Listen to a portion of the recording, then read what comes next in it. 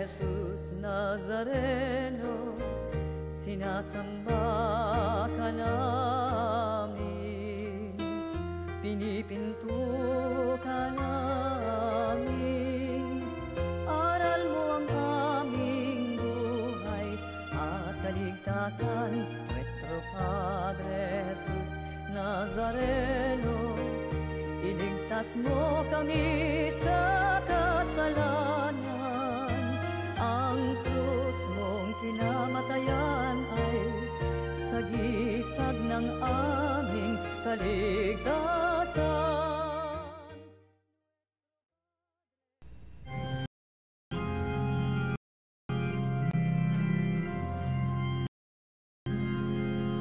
Buksan ang aming puso, turuan mong magalang sa bawat pagkukuro, lahat ay makayakan.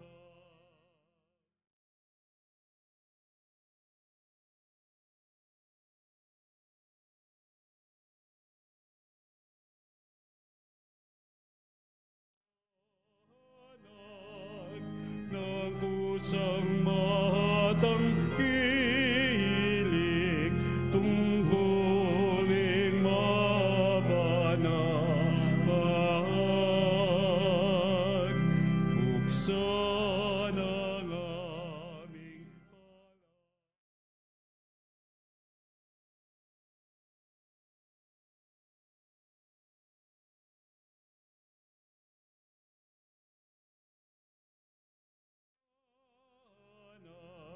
kami ng bagong malay.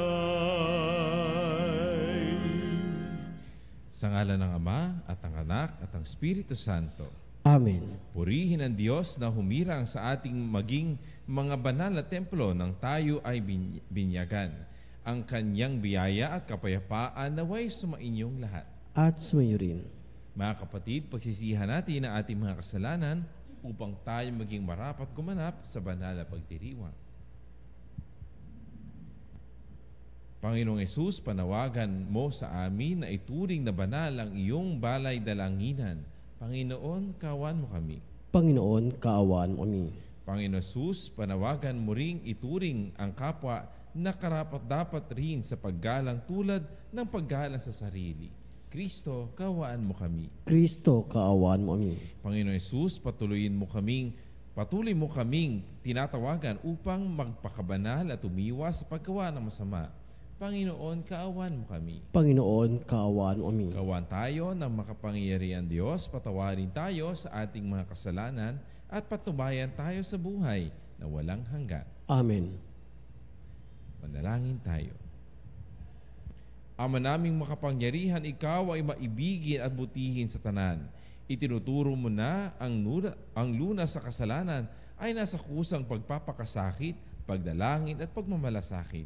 Tunghayan mo ang aming pag-amin sa nagawang pagsuway upang sa pagpapatirapa ng aming budhi sa iyong harap, kami lagi mong maibangon dahil sa iyong pag-ibig na tapat.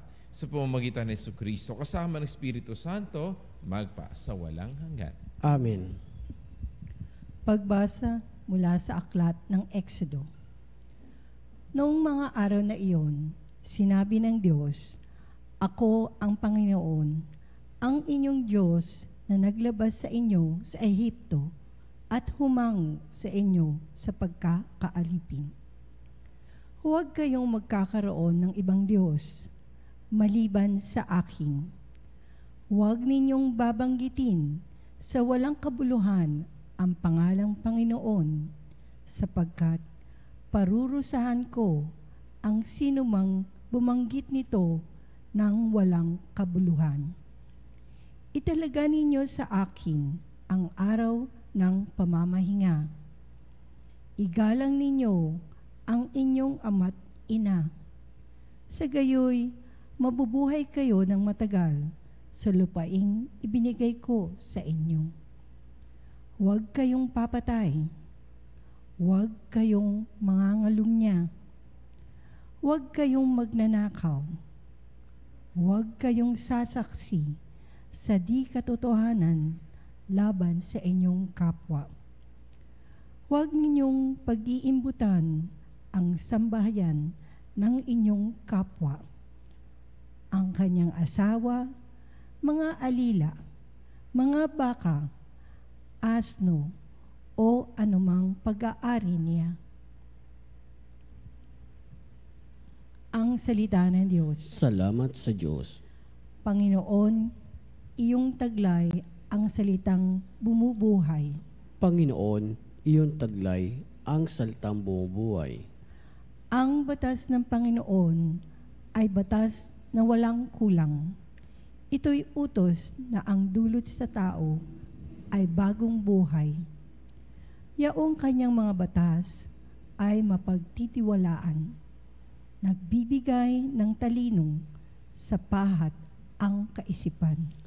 Panginoon, iyon taglay ang salitang bumubuhay. Ang tungtuning ibinigay ng poon ay wastong utos. Liligaya ang sinuman kapag ito ang sinunod. Ito'y wagas at matuwid, pagkat mula ito sa Diyos. Pangunawa ng isipan, yaong bungang idudulot. Panginoon, iyon taglay ang salitang bumubuhay. Yaong paggalang sa poon ay marapat at matuwid. Isang banal na tungkulin na iiral na parati. Pati mga hatol niya'y matuwid na kahatulan. Kapag siya ang humatol, ang pasya ay pantay-pantay. Panginoon, iyon taglay ang salitang bumubuhay. Ito'y higit pa sa ginto na maraming nagnanais. Higit pa sa gintong lantay na ang hangad ay makamit. Matamis pa kaysa pulot. Sa pulot na sakdal tamis. Kahit anong pulot, ito na dalisay at malinis. Panginoon, iyon taglay ang salitang bumubuhay. Pagbasa mula sa sulat ni Apostol San Pablo sa mga taga-Roma. Mga kapatid, ang mga Hudyo'y humihingi ng kababalaghan bilang katunayan. Karunungan naman ang hinahanap ng mga Griego. Ngunit ang ipinapangaral naman si Kristo ipinako sa krus, isang katitusuran sa mga Hudyo at kahangalan para sa mga hentil. Subalit sa mga tinawag ng Diyos, maging Hudyo at Griego, si Kristo ang kapangyarihan at karunungan ng Diyos. Sapagkat ang inaakala nilang kahangalan ng Diyos ay karunungang higit kaysa lahat ng karunungan ng tao. At ang inaakala namang kahinaan ng Diyos ay lakas na higit sa lahat ng kalakasan ng tao.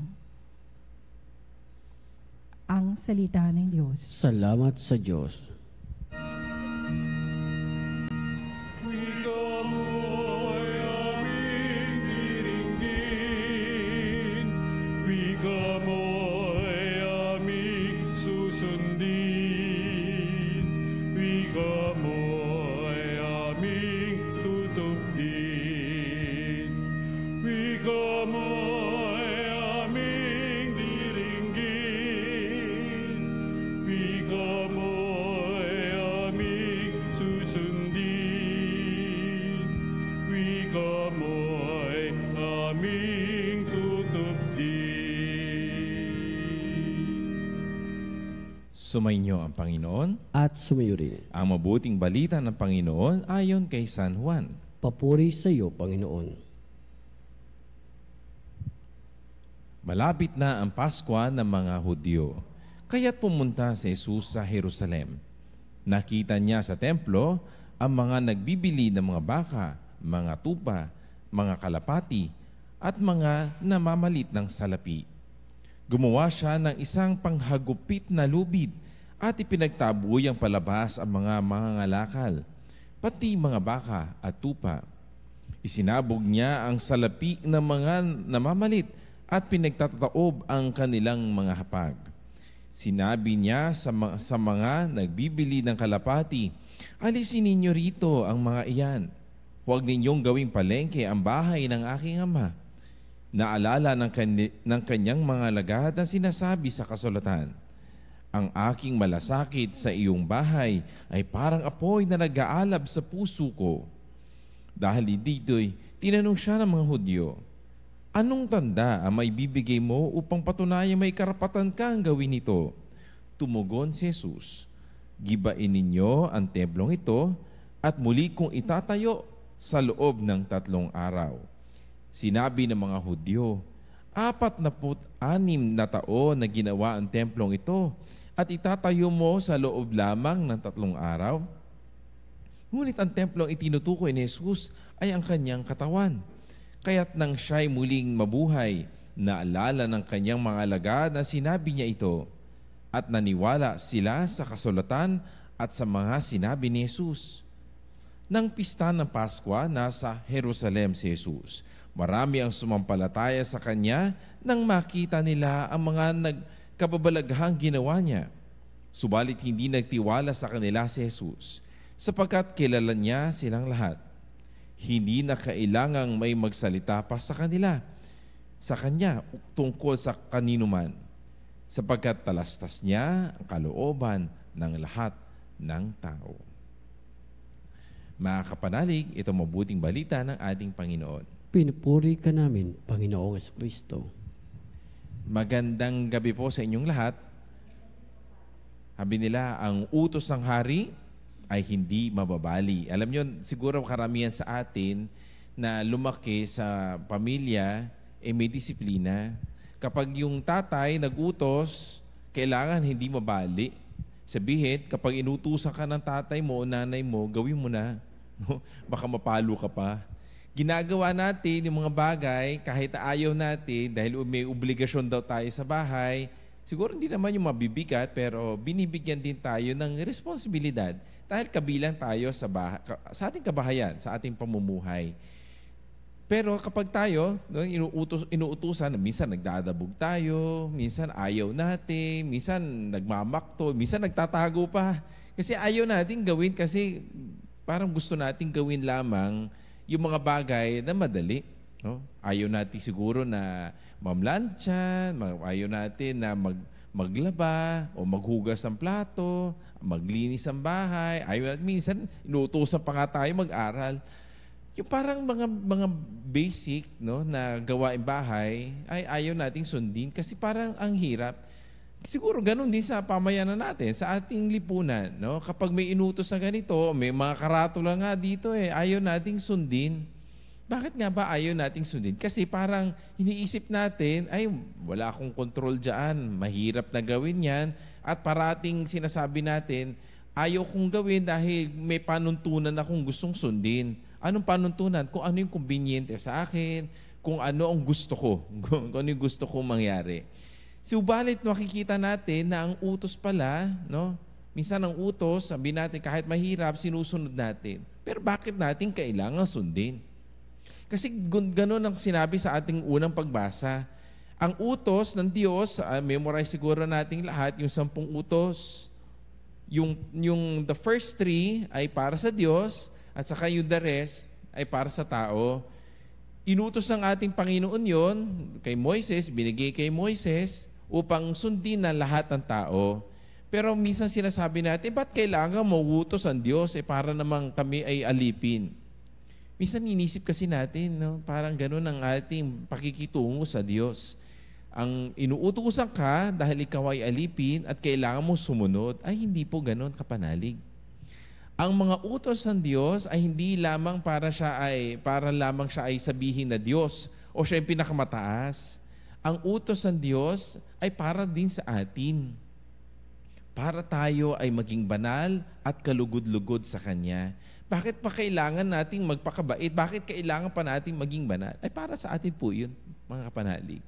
Dahil makikita natin na itong mga inuutos na ito ay para tayo ay magkaroon ng direksyon sa buhay. Para tayo ay magkaroon ng isang buhay na nararapat para sa atin. Buhay na marangal, buhay na mapayapa, at buhay na may direksyon sa buhay. Alam niyo minsan, bakit nga ba tayo ay hindi tayo sumusunod? Bakit nga ba? Dahil meron tayong iniisip na sabihin natin na mas kaaya-aya para sa atin. Alam niyo ginagawa natin? Alam natin yan Alam natin ang utos. Pero ang ginagawa natin, binabaliktad natin ang utos. Kung ano yung inutos sa atin, yung kabaliktaran. O minsan, yung utos ay babaguhin mo para makasilbi para sa iyo. Ano nga ba ito? Sabihin natin, magsimba tuwing linggo para tayo ay magkaroon ng para pabanalin ang ating linggo. Anong ginagawa natin? Father, busy po ako Father, marami po akong ginagawa. Father, marami pong meron pong gagawin ng aming pamilya. O marami po akong ginagawa sa eskwelahan. O dito lang po ang panahon namin para magpahinga. So natulog lang po kami.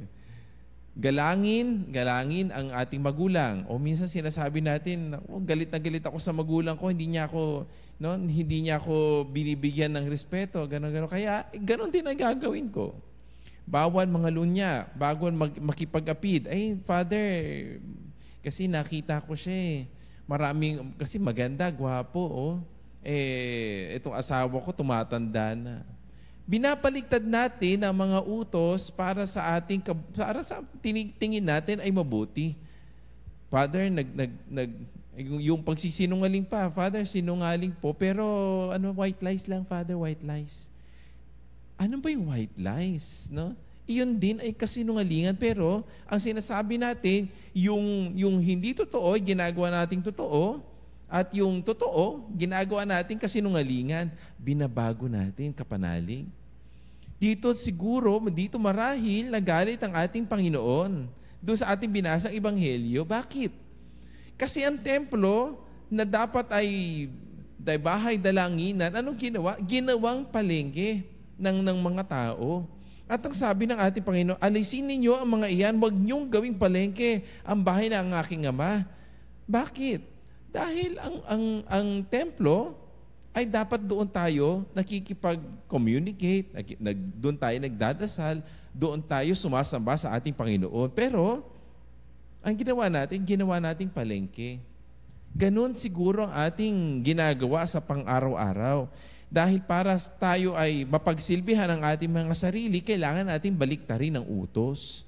Binabaliktad natin ang mga nakasanayan natin para sa kaginawaan natin. Kaya dito nagalit ang ating Panginoon. Ganon din kasi ang kasalanan. Kaya pinupuksan niya, kaya nga dito sa ang paglilinis ng templo, the cleansing of the temple.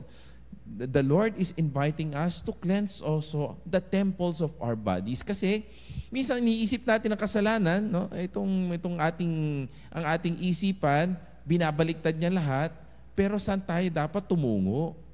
Doon sa ating kalooban, dito sa ating puso.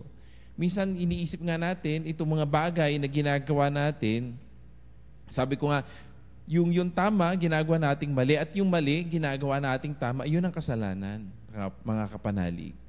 Pero kung titignan natin sa ating, siguro maganda yung pagbabalik loob, magandang salita yun sa Tagalog, sa Filipino. Pagbabalik loob.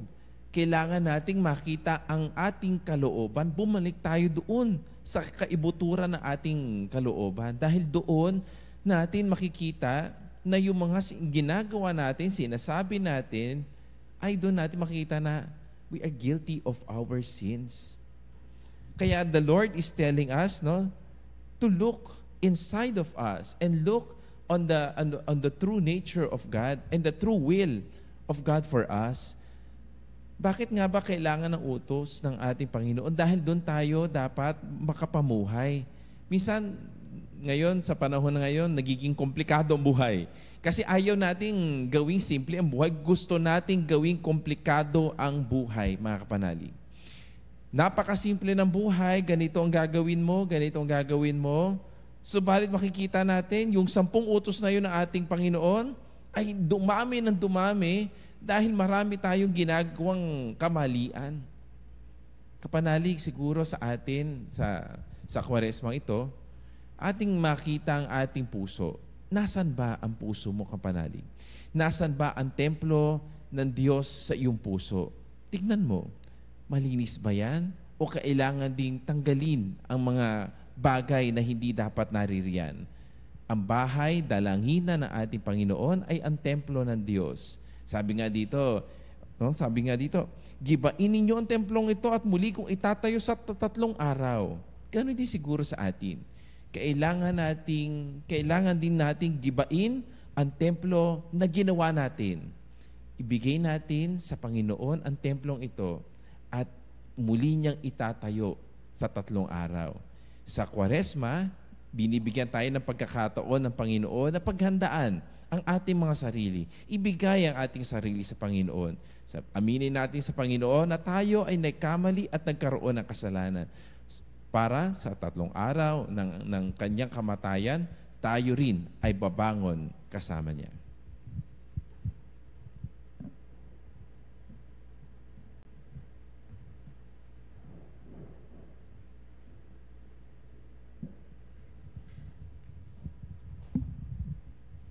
Ating ipahayag ang ating pananampalataya. Sumasampalataya ako sa Diyos Amang makapangyarihan sa lahat, na may gawa ng langit at lupa. Sumasampalataya ako kay Jesucristo, iisang anak ng Diyos, Panginoon nating lahat. Nagkatawang tao siya lalang ng Espiritu Santo, ipinanganak ni Santa Maria Birhen, pinagpakasakit ni Poncio Pilato, ipinako sa krus, namatay, inilibing, nanaog sa kinaroroonan ng mga yumao, na may 3 araw na buhay na maguli, umakyat sa langit, naluluklok sa kanan ng Diyos Amang makapangyarihan sa lahat. Doon magmumula ang paririto at huhukom sa nangabubuhay at ang matay na tao.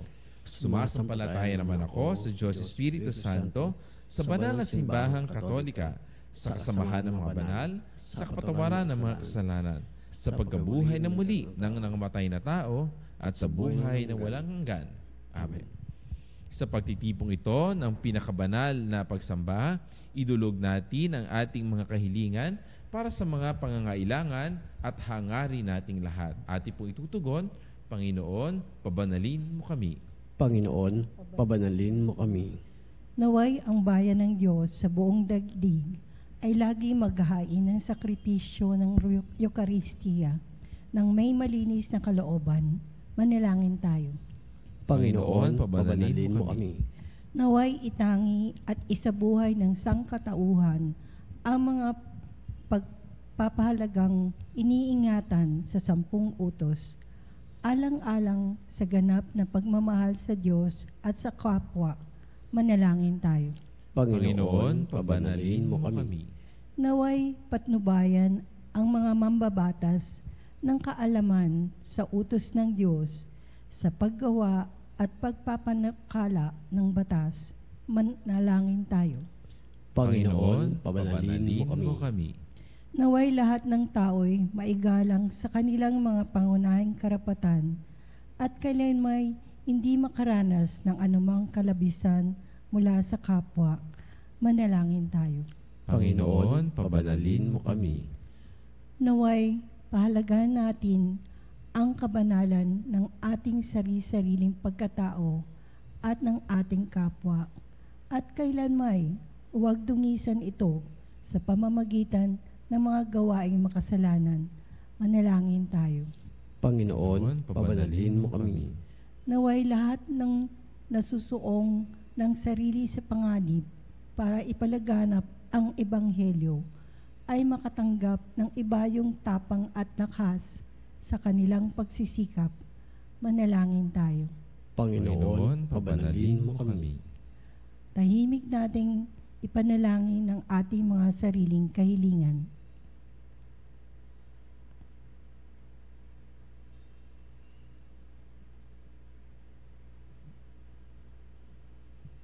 Manalangin tayo.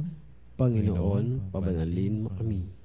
Panginoon ng lahat ng kabanalan, nais mong manahan sa aming mga puso. Pag-ibayuhin mo sa amin ang kamalayan sa iyong banal na presensya. Iligtas kami sa lahat naming pagkakasala at muli kaming italaga sa banal na paglilingkod. Ikaw na nabubuhay at naghahari magpa sa walang hanggan. Amen. Kunin at tanggapin ang alay na ito, mga biyayang nagmula sa pagpapala mo.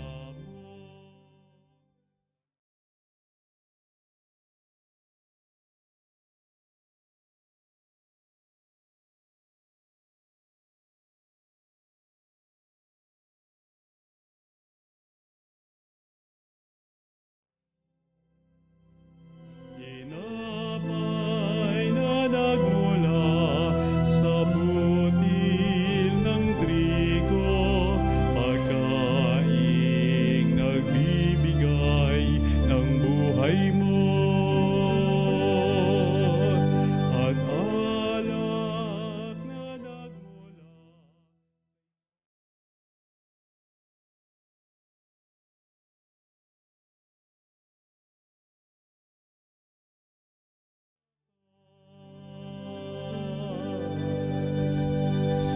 Kunin at tanggapin ang alay na ito, mga biyayang nagmula sa pagpapala mo.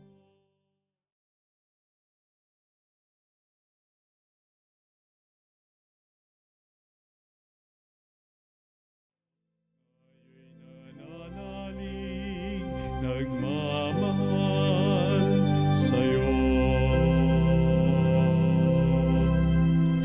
Manalangin kayo mga kapatid upang ang paghahain natin ay kalugdan ng Diyos amang makapangyarihan. Tanggapin nawa ng Panginoon itong paghahain sa iyong mga amay, sa kapurihan niya at karangalan, sa ating kapalibangan at sa buong sambayanang banal.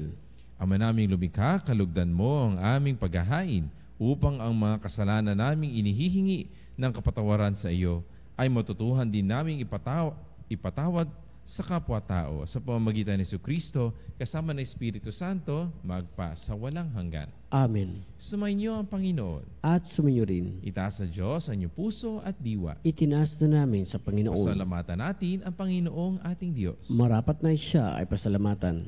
Ama naming makapangyarihan, tunay ngang marapat na ikaw ay aming pasalamatan sa pamamagitan ni Jesucristo na aming Panginoon.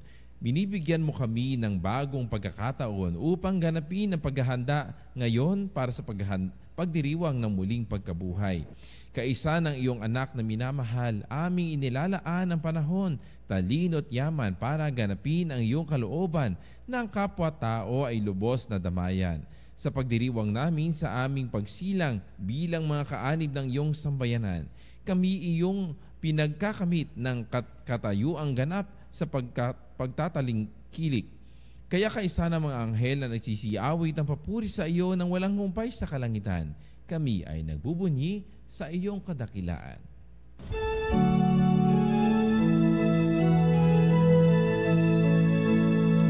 Santo, Santo, Santo, Panginoong Diyos na makapangyarihan, napupuno ang langit at lupa ng kaluwalhatian.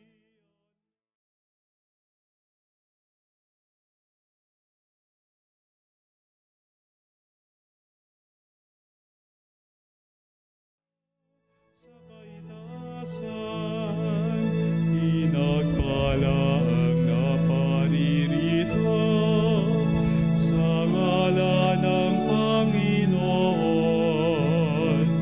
Hosana, Hosana sa kaitaasan, Hosana, Hosana sa kaitaasan. Ama naming banal, ikaw ang bukal ng tanang kabanalan. Kaya't sa pamamagitan ng iyong Espiritu, gawin mong banal ang mga kaloob na ito upang para sa amin maging katawan at dugo ng aming Panginoong Hesukristo. Bago niya pinagtiis ang kusang loob na maging handog, hinawakan niya ang tinapay, pinasalamatan kanya, pinaghahati-hati niya iyon, iniabot sa kanyang mga alagad at sinabi, "Tanggapin niyong lahat ito at kanin. Ito ang aking katawan na ihahandog para sa inyo."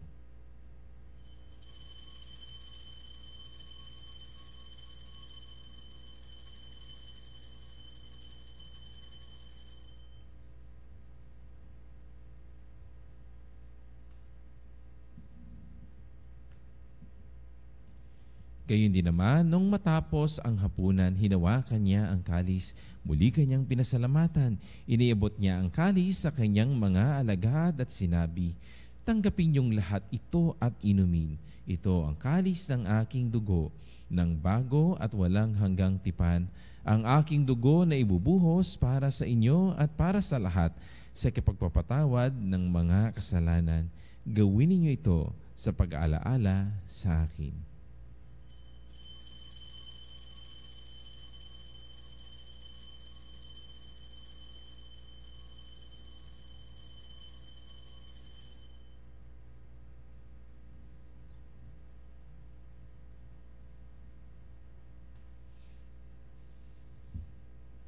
Ipagbunyi natin ang misteryo ng ating pananampalataya. Si Kristo'y namatay, si Kristo'y nabuhay, si Kristo'y babalik sa wakas ng panahon. Ginagawa namin ngayon pag-aalaala sa pagkamatay at muling pagkabuhay ng iyong anak. Kaya't iniaalay namin sa iyo ang tinapay na nagbibigay buhay at ang kalis na nagkakaloob ng kaligtasan. Kami ay nagpapasalamat dahil kami iyong minarapat na tumayo sa harap mo para maglingkod sa iyo.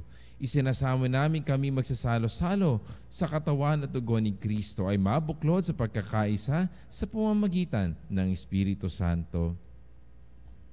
Ama, lingapin mo ang iyong simbahang laganap sa buong daigdig. Puspusin mo kami sa pag-ibig. Kaisa ni Francisco na aming Papa, ni Honesto na aming Obispo at ng Tanang Kaparian. Alalahanin mo rin ang mga kapatid naming nahimlay na may pag-asang sila muling mabubuhay. Gayon din ang lahat ng mga pumanaw. Kawan mo sila at patuloyin sa iyong kaliwanagan. Kawan mo at pagintapatin kaming lahat na makasalo sa iyong buhay ng walang wakas. Kaisa na mahal na Birheng Maria na ina ng Diyos, kaisa ni San Jose ng kanyang kabiyak ng puso, kaisa ng mga apostol at ng lahat ng mga banal na nabuhay dito sa daigdig ng kalugod-lugod sa iyo. May pagdiwang nawa namin ng pagpupuri sa ikararangal mo sa pamamagitan ng iyong anak na aming Panginoong Hesu Kristo. Sa pamamagitan ni Kristo, kasama niya at sa Kanya ang lahat ng parangal at papuri ay sa iyo, Diyos Amang makapangyarihan, kasama ng Espiritu Santo, magpa sa walang hanggan. Amen, amen, amen.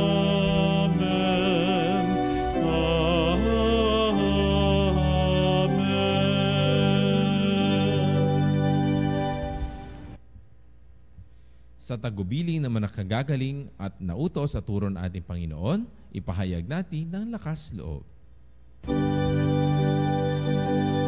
Ama namin, sumasalangit ka, sambahin ang ngalan mo, mapasa amin ang kaharian.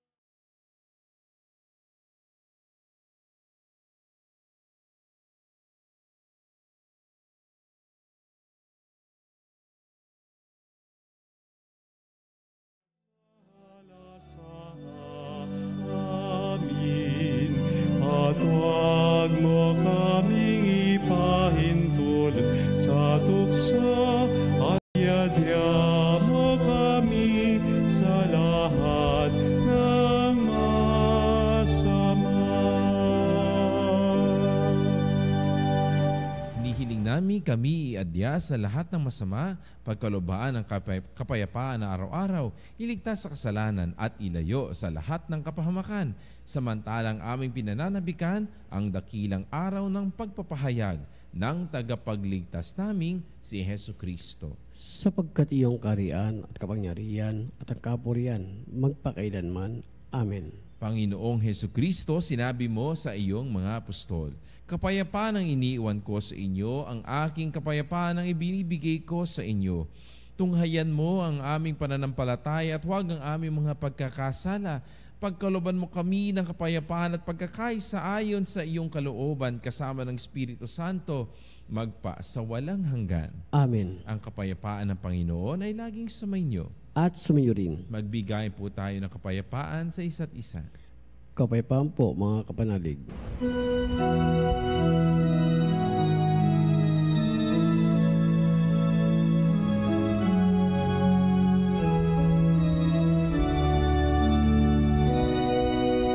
Cordero ng Diyos na nag-aalis ng mga kasalanan ng mundo, maawa ka sa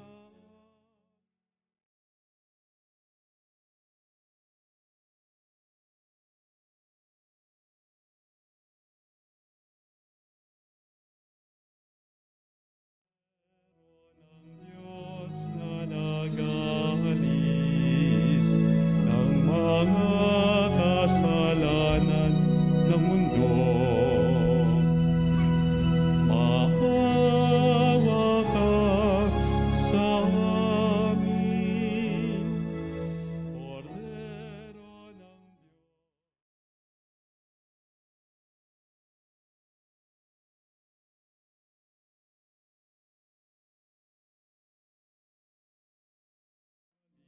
Diyos. Ng mga kasalanan ng mundo, ipagkaloob mo sa amin ang kapayapaan.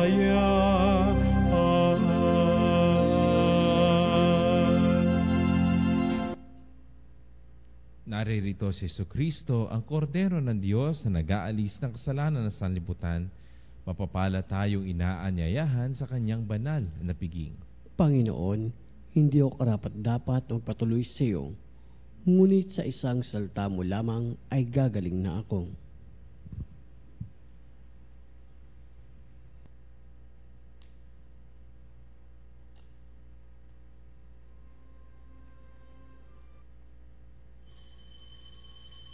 Mga kapanalig, ating dasalin ang komunyong espiritual. O Jesus, nananalig ako sa pananahan mo sa kabanal-banalang sakramento. Minamahal kita higit sa lahat at hangad ka ng aking kaluluwa. Hindi ko man matatanggap ngayon ang iyong katawan at dugo, inaasahan ko na patuloy kang mamumuhay sa aking puso. Naniniwala ako na narito ka at kaisa ka ng aking buong pagkatao. Huwag mong ipahintulot na mawalay ako sa iyo. Amen. Panalangin sa bire ng katotohanan. O bire ng katotohanan, ina ni Jesus, anak katawan taong salita, salamat sa iyo anak. Tinatanggap ko siya bilang aking katotohanan at kaligtasan. Sa pakikinig sa salita ng Diyos, tulungan mo akong maging malaya. Sa oras ng hirap at pagsubok, linawin mo sa akin na sa krus ang tagumpay. Sa aking paglalakbay, akayin mo ako sa buhay ng paglilingkod at sa buhay na ganap at kasiya-siya. Kukukwib mo ako at ang aking mga kapanalig na nakikinig, natututo at nagmamahalan.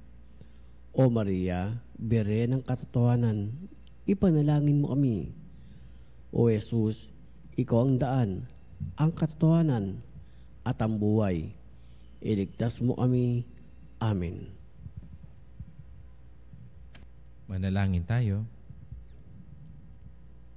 Ama naming mapagmahal, sa pakikinabang namin sa iyong banal na piging, pinagsasaluhan namin ang bigay mong pagkain.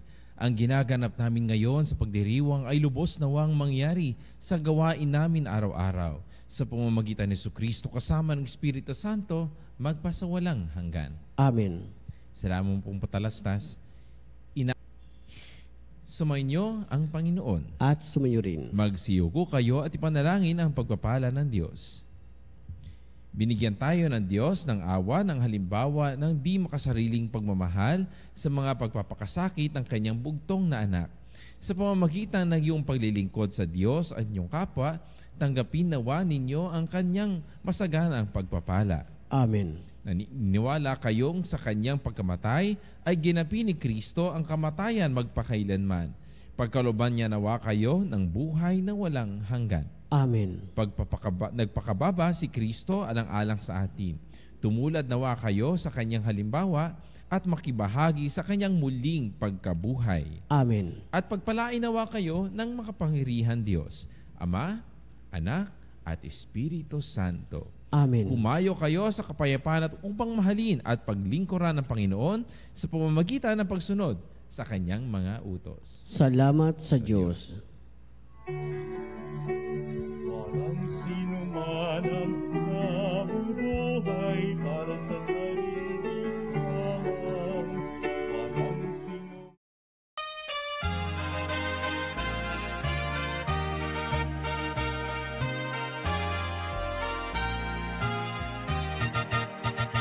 Nuestro Padre Jesus Nazareno, sinasamba ka namin, pinipinto ka namin, aral mo ang aming buhay at kaligtasan. Nuestro Padre Jesus Nazareno, iligtas mo kami sa kasalanan. Ang krus mong kinamatayan ay sagisag ng aming kaligtasan.